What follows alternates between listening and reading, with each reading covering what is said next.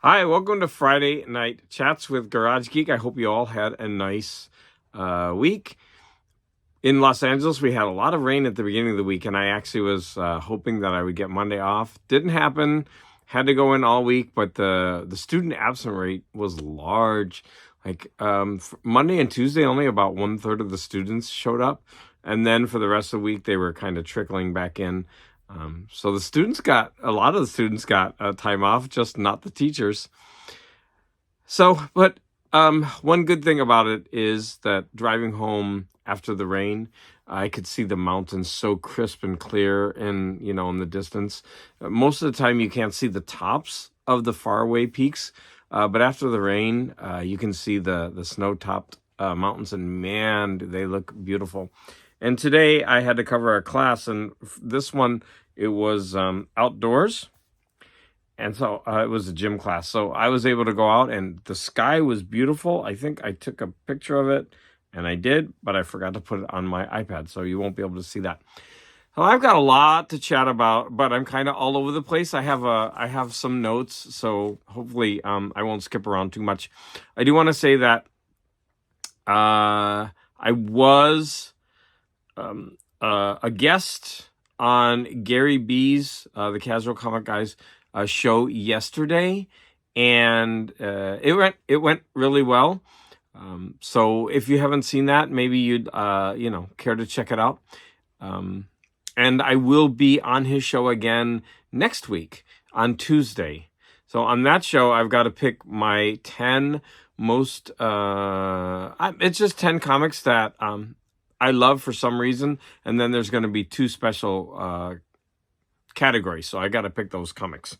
So since I'm talking about comics a little bit, let me show off some comics that I got this week. I got a few more from Whatnot, but I was able to score some old Dells pretty cheaply. So this one is probably from a movie, because I recognize that actor. I can't say his name off the top of my head, but this is pretty rough, right? You could see it's missing some stuff, but it's a 10 center.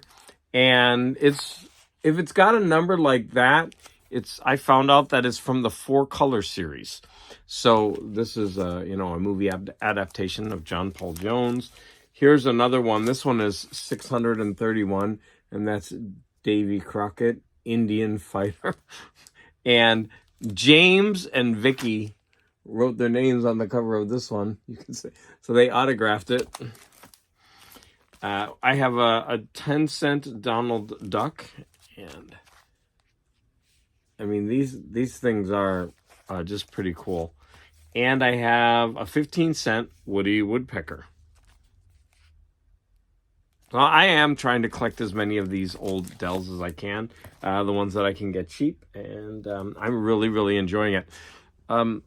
Mystery, who is a comic YouTuber that I follow, he always does the Friday night challenge, the comic book challenge that Comic Collector Geek puts out. I need to do those. I sometimes don't have time to do them all, but I really should, because it's a great way for people in the comic community to connect with each other and show off some of their comics. And so he sent me a box of comics, and among them, he sent me about 20 to 23 Conans. I had only had 3 of them, I think. But in that box, there were 18 that I did not have. And so here's just, a showing of some of the Conans that he sent me. And so I am trying to get a full Conan run, but I'm very, very far from getting there. So I only have 88 out of the 275 Conans that were released by Marvel Comics. So my next benchmark will be getting to, or milestone, will be getting to the 100 mark. So I'm actually not too far off. But because he sent me 18 that I didn't have, I mean, I jumped from 60 to 88. Wait, that's not right. Learn your math. Okay, wait, 60 plus 18 is 78 now. So that would be 70. I did. Oh my gosh. My math is better than that. I don't know what's going on. I often help the students in class with their math. So, anyways, it's a simple calculation like minus 18. 70. I had 70, and now I have 88. So I really, really wanted to thank him. I wanted to do a separate video where I showed off the comics, but just time got away from me, and I needed. My room was such a mess. I had to, shelve them with the other ones. So yeah, I went ahead and put those in. In addition, I'm going to show you some slabs that I got. Now, I know there are some rabid anti-slabbers out there, like Larry's Library and Sleepy Reader. Too bad. I like them. So I got 6 slabs this week. They were all from my comic shop. And they were ridiculously cheap. Some of them were $8 and up to like 12. I don't think I paid more than 15. You'll see there's a couple that are really good. So I got, and almost all of them are from CBCS.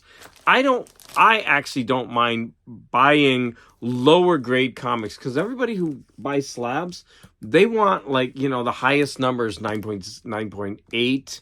And I guess they don't like CBCS. I'm willing to get comics as long as they present well, lower numbers, and so then I get them cheaper. Because for me, it's all about the cover art. I don't really care about that number.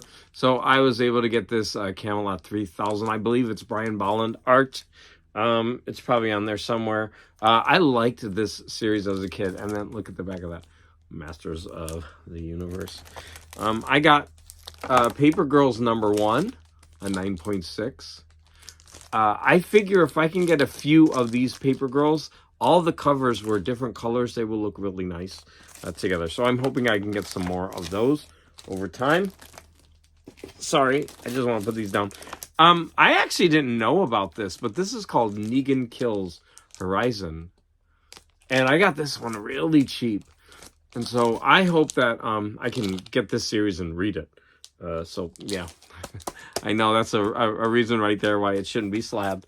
But it was a 9.4, so that's probably why I got it really cheap. So the next 3 are, to me, like real gold. The other ones are nice. But I got a 6.5 of the Fantastic Four number 173. I mean, it looks great to me. In there, to me, it looks like a 9.4 to me. I mean, what do I know about grading? But to me, it looks beautiful. The next one I got was a Fantastic Four 179 in an 8.0. Again, I got these really cheap. And the last one, this is the one I really, really wanted. I probably paid a little more than for this one. This is one my brother had when I was young, and I remember reading this, and so for me, this is a nostalgic purchase, and this is the Incredible Hulk, number 189, in a 6.5. So that one is definitely going up on the wall. The other ones will rotate through. I'll probably leave this one up. I mean, this one, for me, because of the nostalgia, and I love these like little mole men. I guess they're mole men, right?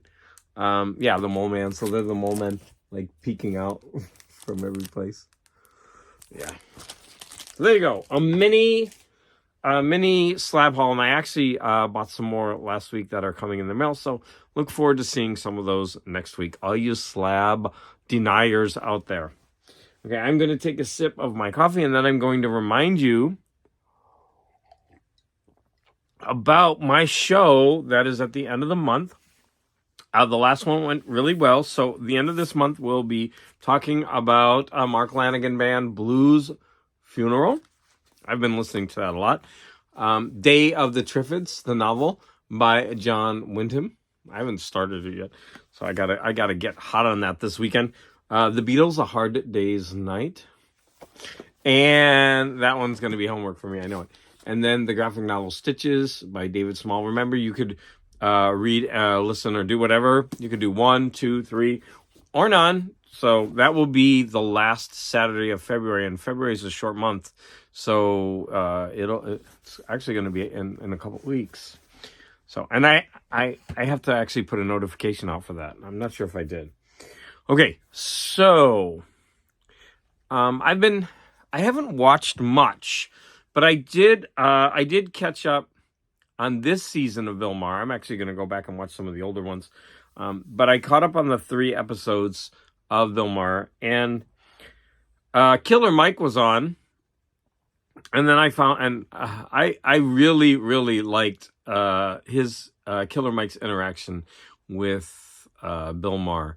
But anyways, I found out that Killer Mike won for best rap album of the year, so I went ahead and started listening to that, and I quite enjoy it. Although it's got the language and the, but anyway, we don't need to go on that. But I am enjoying it. So I kind of recommend that album, and it did win best rap album of the year. But one item that came up is something that I've talked about before, but I believe now the Surgeon General has declared that social media is becoming a mental health crisis, especially for teens, and social media is driving teen mental health crisis. The Surgeon General warns, and there's even legislation in some states that's going to start banning it in some forms. So that's something interesting that we can, I don't know, look forward to, or it's a really interesting topic because it's, I don't know. I don't think any other media has ever been banned. Like, has any TV ever been banned as like a mental health crisis, or movies? I don't know. It's something new. It's something, I don't know, something different. I did watch only one episode of Space 1999, and this is actually going to lead me into another topic.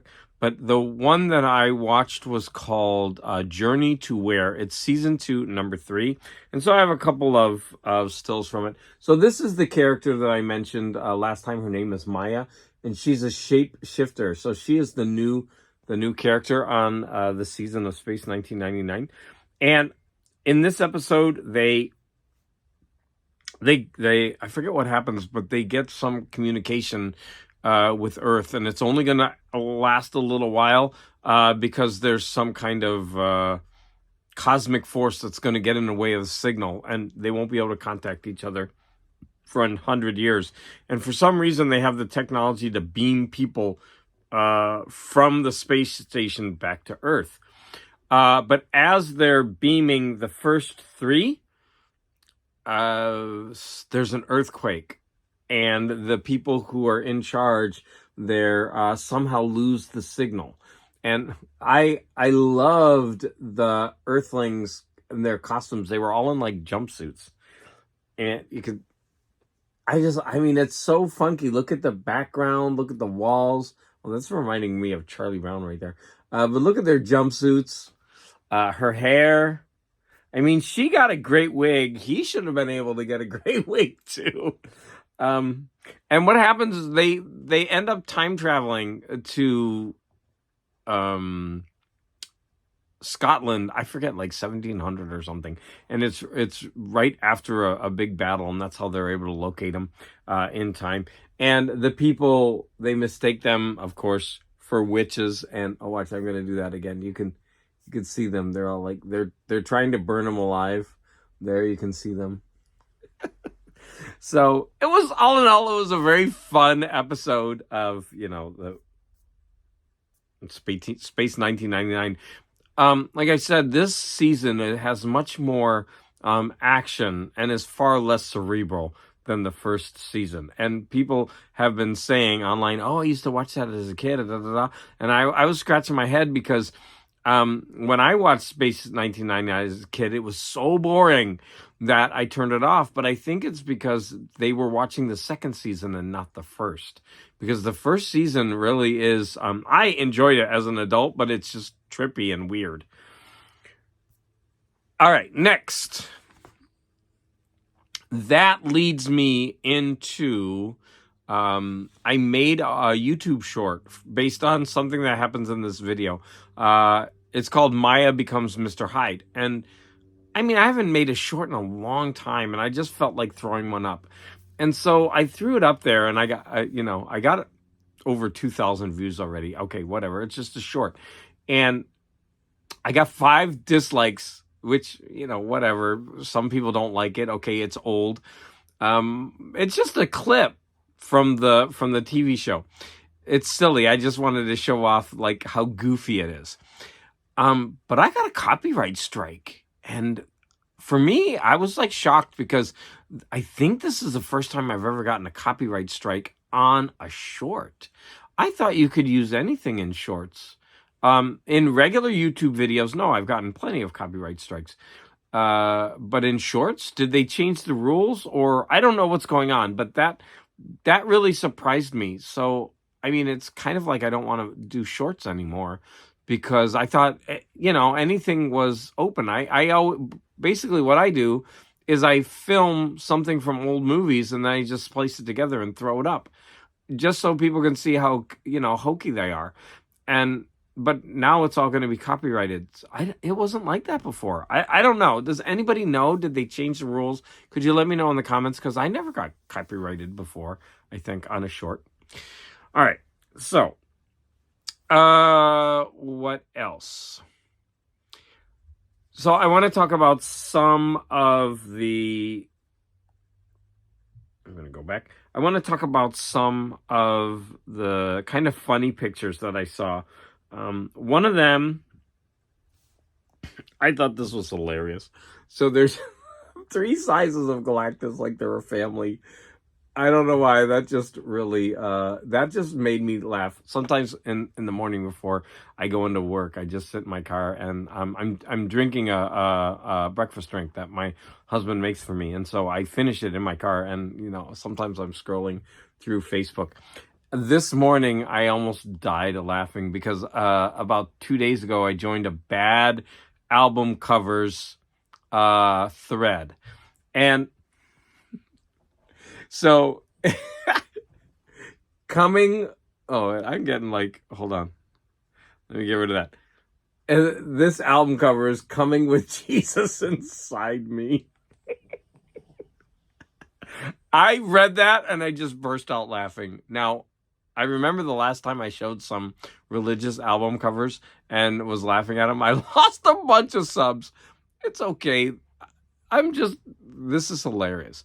But it turns out that this is a manufactured one.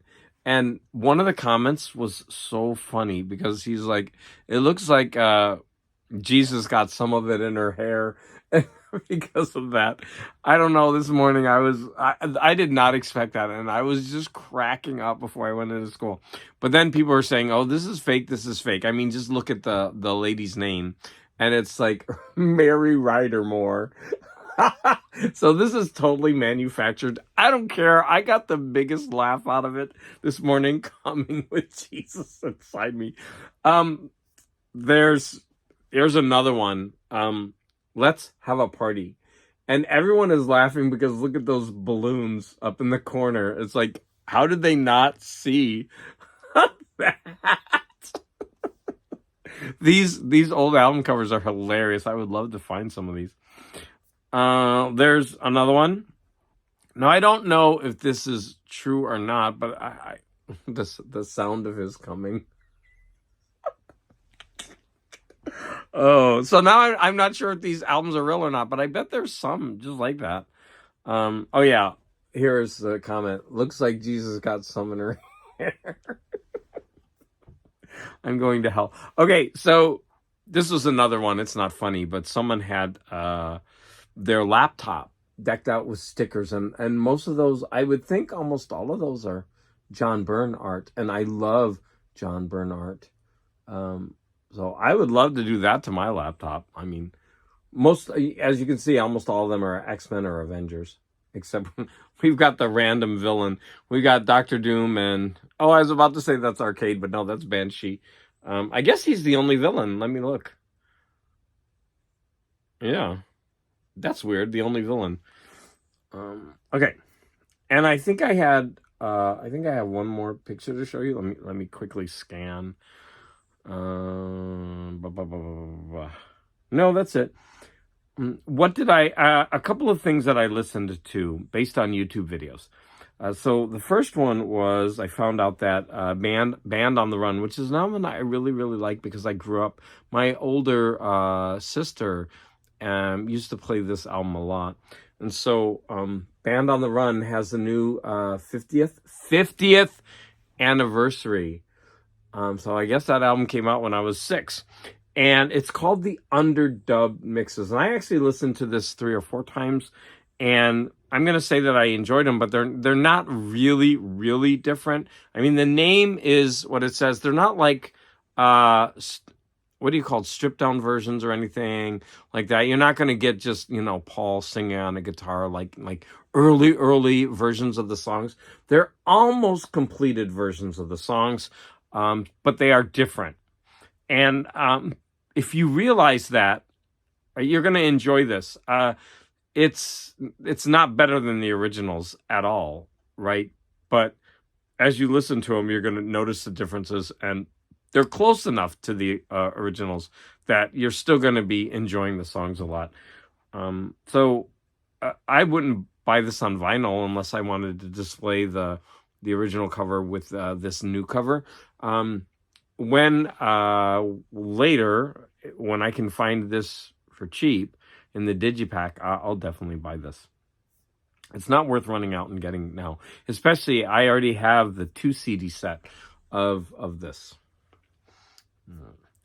Another one was because of Embryonic Robot. Embryonic Robot was showing off albums that he got on the cheap at a sale, and he was able to pick up Valerie June undercover. Now, I was actually able to see Valerie June supporting her first album in concert, and she was great. It was a small venue, and her performance was pretty electrifying. She was kind of very eclectic. Like, she would stomp and do all kinds of things as she was singing and playing. But her voice is very, very quirky. If you've never heard her, I really recommend you try her first album. But as this one, as the cover states, this is a covers album. And the first one was Pink Moon. And Embryonic was saying how, like, when you first put it on, like, you're probably not going to like it. Pink Moon, obviously, is not as good as the original. And I'm going to admit that when this first came out, I actually did listen to it and didn't think it was that good. But I decided, because of Embryonic Robot showing it off, that I wanted to give it another try. And I did enjoy it a lot more this time. I enjoyed her version of Pink Moon. It's nowhere near as good as the original. But what she does with her voice and everything, it's so quirky that I did end up enjoying it more. I did enjoy the rest of the album. There's a bunch of famous covers, and I think she does a very good job on them. But again, her voice is very quirky, and it's not going to be for everyone. But I would highly recommend that you listen to Valerie June's first album. It's very good. What else did I listen to this week? I think there's one. I think this is going to be the last one. So, Scott at No Solution went to a concert of High Spirits. And this is one of their most recent releases, and it's called Safe on the Other Side. I only listened to this, I think, twice, so I need to listen to it more. First of all, I really dig that cover. It was good. I'm not going to say it was amazing. I think this is a band that I'm going to have to listen to more. It is very much like that genre of music, and I don't listen to that genre of music much anymore. So it's kind of like I've got to get back into the rhythms.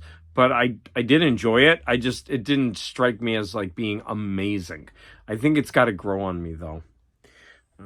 And I would actually like to compare this to one of their earlier albums that Scott mentioned, that their early albums are the ones that he fell in love with. So I would really like to listen to those.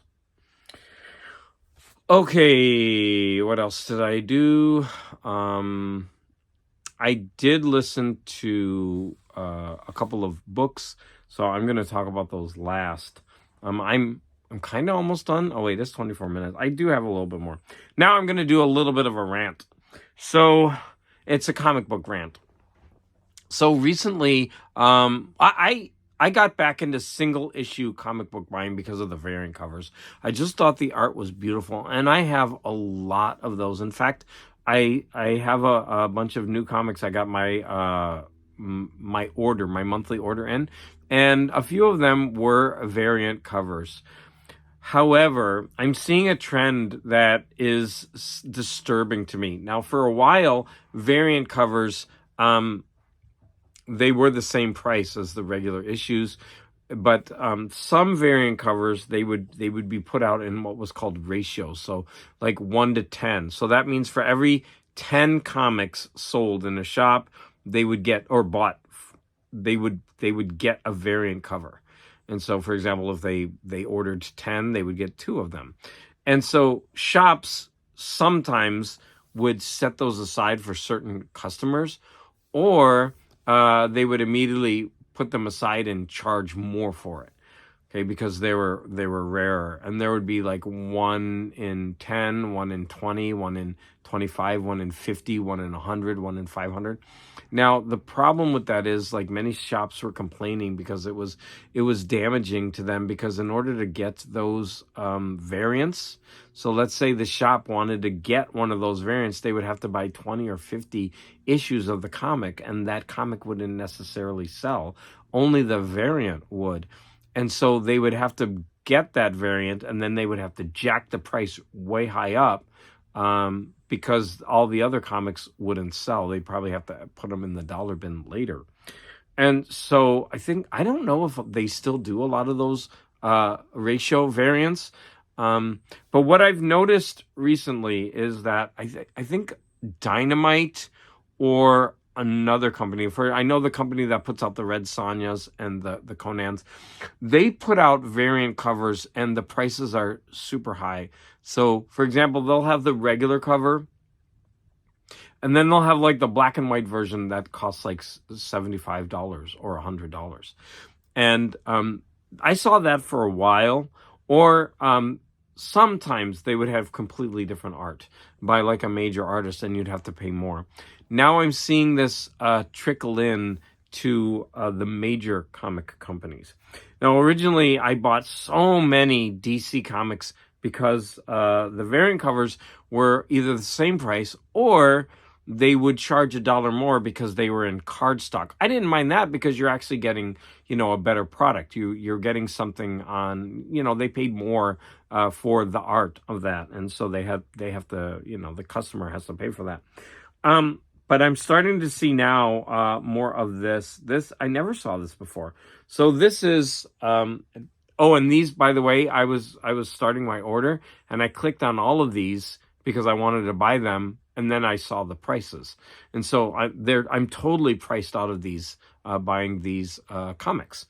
And so, for example, here's a Batman. This is Batman number 146, cover F. So there's A, B, C, D, E, F. There's at least 6 different covers to this comic, which is another thing I could rant about. And this is, it is the 1 in 50. Now, the funny thing is, it's the 1 in 50, and they are selling it. Oh, I didn't know that it was a variant. I thought they were just selling it.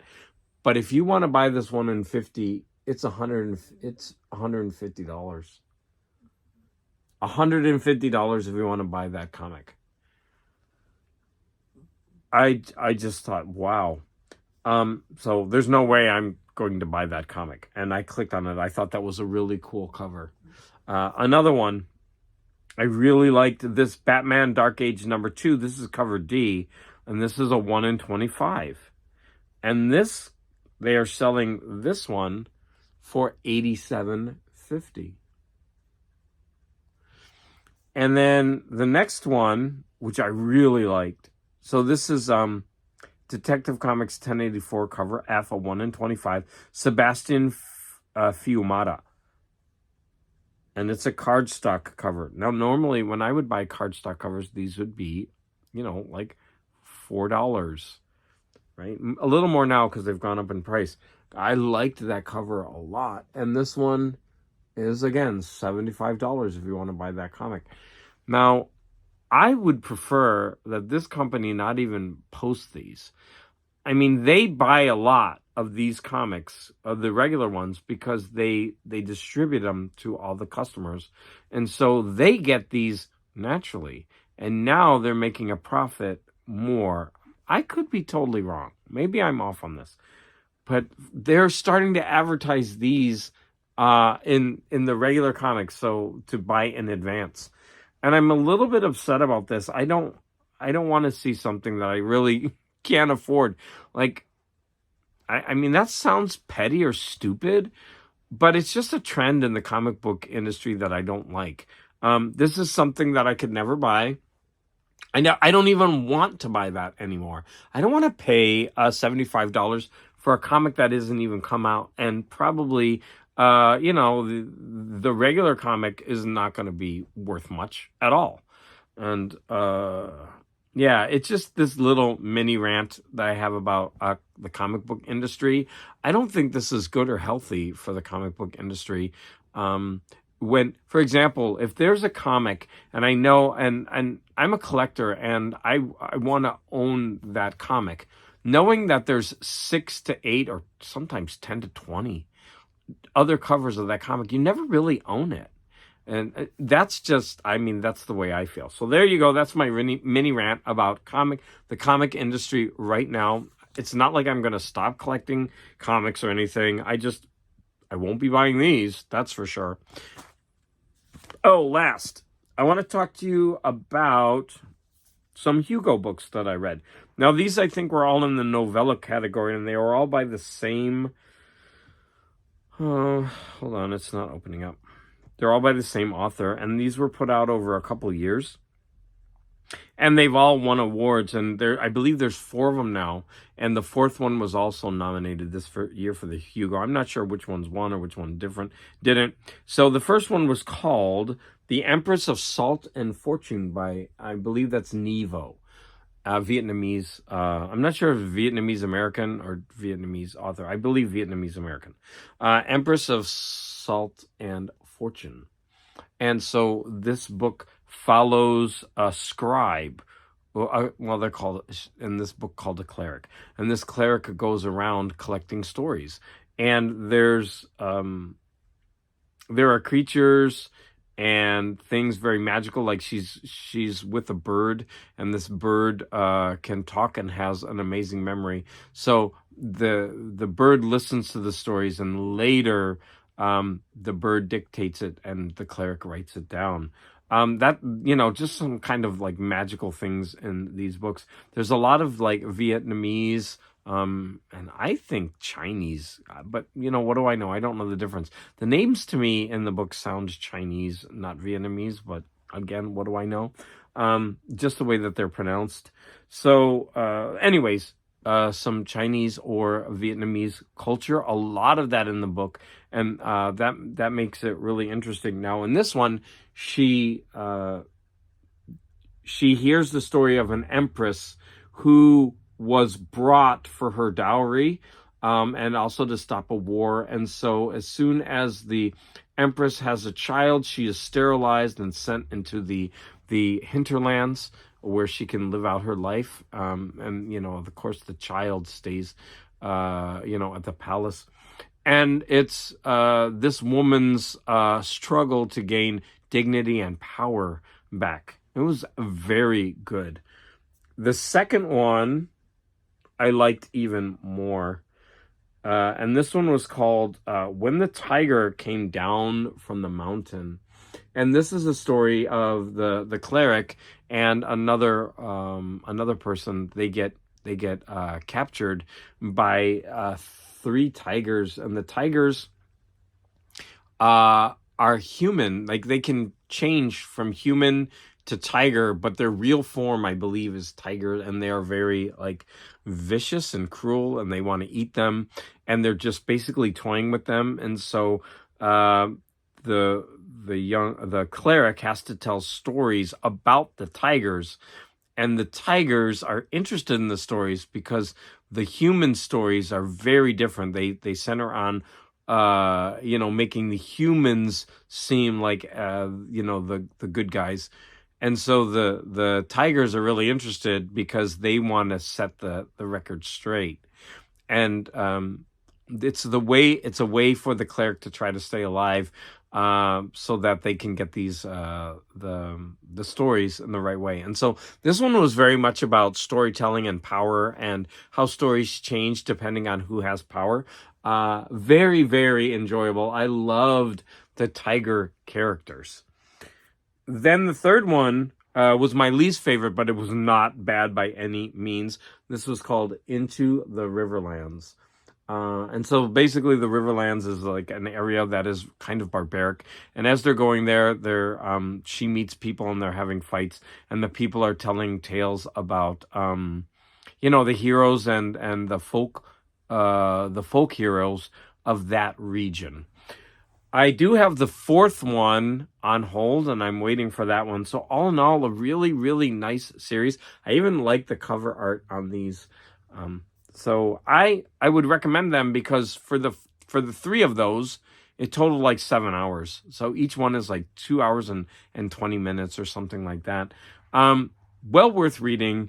Very quick reads that if you're interested in fantasy and you're interested maybe in the Hugos, but you don't want to commit a lot of time, I would recommend reading the first one. Or if you, I really like this one the best. Although the other one, this one, was certainly a more complex and a better tale, but I just like those tigers. So for me, that was the better of the three.